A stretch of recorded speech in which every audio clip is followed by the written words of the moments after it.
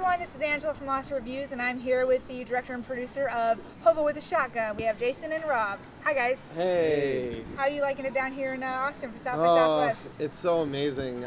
We fell in love with Austin when we came here in 2007 with our original trailer for Hobo with a Shotgun.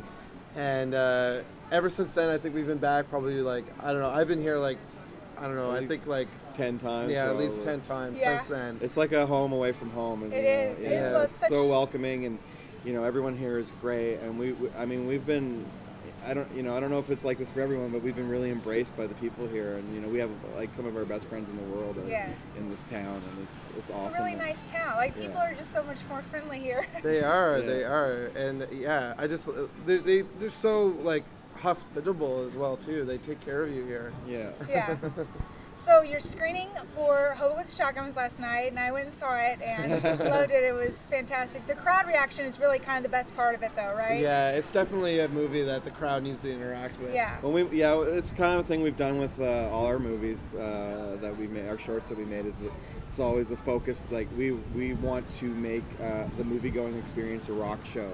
Yeah. And so we want to have that kind of showmanship and have everyone just go off, scream and yell and cheer and just have a blast. That was always the plan. It was like we got to make this like a rock show, and it's so rewarding to see the audience react to it as if it were one. Yeah. That's what's the most fun about it. And then in the Grindhouse films in general, I like that they're kind of starting to get their foothold again and coming back and not being just a fad, I guess. Yeah. So is the Grindhouse films the kind of thing that you always wanted to do, or did you just want to get into movies to begin with? Well, I've always been inspired by exploitation films from like the 70s and 80s. Me and my best friend, who's the writer of the film, John Davies, we grew up together discovering our love for cinema at the same time. And what we would do is we would go to all the pawn shops back home, and we would buy the VHSs that I don't know how all these exploitations movies would wind up in these pawn shops, but every day after school we would be going home with armfuls of them, and so that's just become a part of who we are and what our taste is and what feeds our inspiration. So when it comes time for us to write down our ideas for films, they are always in that world. Right. Yeah, the thing about those movies from back then and the ones that are being made now is that they have it's all about the concept and the idea and just going places where a lot of films just don't want to or are unwilling to go. So we're always about trying to keep it fresh and focus on one-upping those movies that we saw and taking inspiration from how original those stories were. I mean, a lot of those films a lot of people haven't seen. And there's so many great high concept ideas in the films that we've loved. No matter however well or poorly they were executed, they're always inspirational. Yeah, absolutely. Growing up for me, I grew up during the 80s. So for kids in the 80s, watching cartoons, you were subjected to such crazy high concept ideas, such as Teenage Mutant Ninja Turtles and Ghostbusters, Transformers, Voltron, Mask, Raccoons. Yeah. Just I was constantly, every day I would turn on the television, I'm watching a crazy high concept idea. So just naturally when I started getting into movies, the movies that were really capturing my imagination were the ones that had really high concept ideas, and a lot of those were exploitation movies from the 70s and 80s. Yeah. So that kind of leads into the next question about the inspiration behind the story of Hobo with a Shotgun, because it's definitely an original concept that I haven't seen before, and most definitely some original things happen in the movie I've never seen. But I wanted to see if there was something that maybe triggered that idea in your mind. Yeah, it basically all stemmed from this one day. Me and John, the writer of the film, we were hanging out at our favorite pizza joint. It's called Ronnie's Pizza. It's the place we go to just sit down over a couple slices and just pitch ideas back and forth. We just love sitting down, just throwing random pitches at each other. Or a donair pocket. Yes. And then at the time, my buddy Mojo Widgery was hanging out with us, and he had really long hair. He was wearing this shirt with stains on it, and he had just bought this airsoft shotgun that shoots plastic pellets. And me and John are pitching ideas, and Mojo speaks up and says, "Well, why don't you make a movie about me?" And John looks him up and down and says, "What? A hobo with a shotgun?" And it was just there was silence. We're like, whoa. That's such a cool idea. What the hell could that movie be about? And then right then and there, we were just kind of looking out the windows and just envisioning this like hobo walking down the street. And it just started spiraling ideas in our head. And then we kind of kept it on the back burner until this contest came up with South by Southwest in Rodriguez to make your own fake trailer. Right. We just thought that this fit perfectly for that contest. And it definitely did. And then you got Rutger Hauer to star in it. So how was that experience getting him? Oh man, it was so amazing. Like for me growing up, like Rutger was the first actor that I fell in love with. He was the first actor I tracked down all of his movies.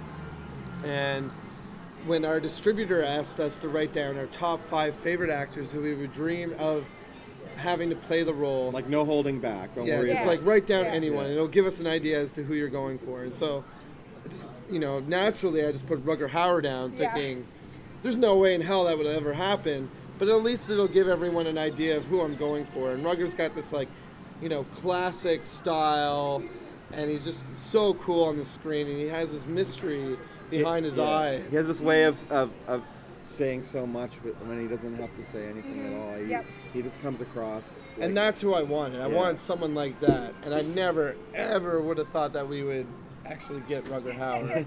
And they got him the script. And the next thing I knew, within a couple days, I had to get on Skype with him and have a Skype conversation. And we just really hit it off. And I got a call after that saying he's totally down. He's coming to Halifax. That's cool. So I think during the credits I saw it was shot on the red.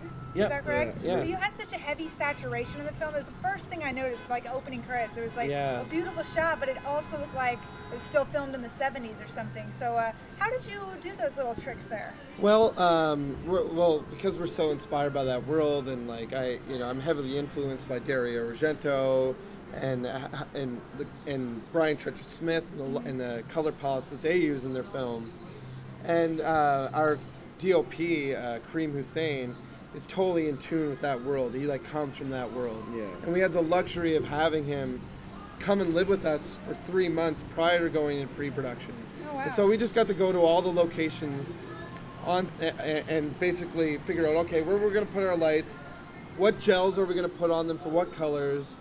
And so when we went into pre-production, we cut out all the little gel strips and attached them to each scene, showing our production design team as to what color palettes we were going to use. Yeah. And so while we were shooting, we also added a color grade on the rushes, where we just ramped up the saturation. Right. Yeah, our colorist basically designed this look for the film to really highlight all the saturation and the colors. That he basically pushed. He was amazing. He got what we wanted and pushed all the legal. There's legal limits that you're allowed to use, and we went to the legals at every end of the spectrum and maybe pushed it a little even further than that. So it really helped a lot. And as far as Kareem goes, it was really important for us to have someone in that position that knows our world. And Kareem's been a long time friend of mine.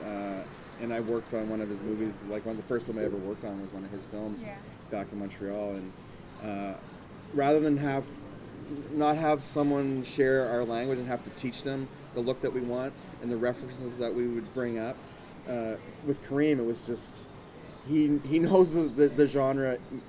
He's an encyclopedia of the genre. He knows it better than we do. Yeah. And, it was just amazing to be able to have, him on the same page immediately. And just what he gave us. If I needed to say, hey, I need this scene to look like the bar scene from Savage Streets, right, he would just be like, all right, I got it.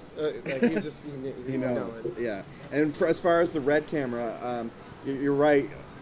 Basically, we push it, and it's really got a cinematic look to it. It looks like film. Yeah. And Kareem, he's a technological master. And what we were fortunate enough, just before we went to camera, Red came out with the new chip, the Mysterium X chip, to compete with these Canon cameras that work in really low light. And a lot of our movies really low light. We shot at 1600 almost the whole time. And, that just opened up so many doors of what we could do and push that camera to The camera seems to be changing film now. It's like everybody is using it, but every time I see a film, it looks different.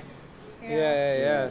Well, yeah. It's just, you can do anything with it. The great thing about it now is that, we could with any other camera, we might have to sometimes, if this was a night scene, we'd have to bring in all these lights. But with the Red camera, you could pretty much shoot under street lights, and you could get a great image. And so it allows you to save on your lighting package, and you can have a minimal lighting package. And it lets you move fast. Yeah. Yeah.